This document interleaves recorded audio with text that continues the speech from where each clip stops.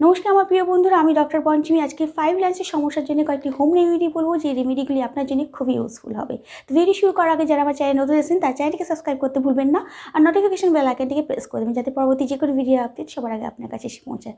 তো বন্ধুরা, 5 লাইন্সের সমস্যা বিশেষ করে যাদের প্রচুর এজ হয়ে যায় তাদের ক্ষেত্রে তো হয়ই, কিন্তু যাদের লাইফস্টাইল একেবারেই ঠিক না, যাদের প্রপার ঘুম হয় না, বা ভালো করে জল খান না, বা ভালো করে ডায়েট কন্ট্রোল করেন না, তাদের ক্ষেত্রেও এই সমস্যা খুব তাড়াতাড়ি আসতে পারে।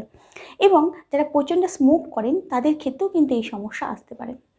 এবং যাদের জেনেটিক সমস্যা আছে, অর্থাৎ যাদের ফ্যামিলি মেম্বারের মধ্যে খুব তাড়াতাড়ি 5 লাইন্স এসছে, তাদের ক্ষেত্রেও কিন্তু এই সমস্যা হতে পারে। এবং যারা প্রচণ্ড সূর্যের আলোতে বেরান তাদের ক্ষেত্রেও কিন্তু এই সমস্যা হতে পারে। তো আজকে যে হোম রেমেডিটি বলবো সেটা যদি আপনি সঠিকভাবে ইউজ করতে পারেন, দেখবেন খুব ভালো ফল পাবেন। ফার্স্ট হচ্ছে ডিমের সাদা অংশ। ডিমের সাদা অংশ ভালোভাবে মুখের মধ্যে লাগান এবং কিছুক্ষণ রাখার পর হালকা উষ্ণ গরম জলে মুখটি ভালো করে ধুয়ে দিন। এটি আপনি কন্টিনিউ করুন, মানে সপ্তাহে 3 বার অবশ্যই করুন। দেখবেন খুব ভালো ফল পাবেন, আপনার স্কিন আস্তে আস্তে যে 5 লাইন্স আছে সেটা ঠিক হয়ে যাবে।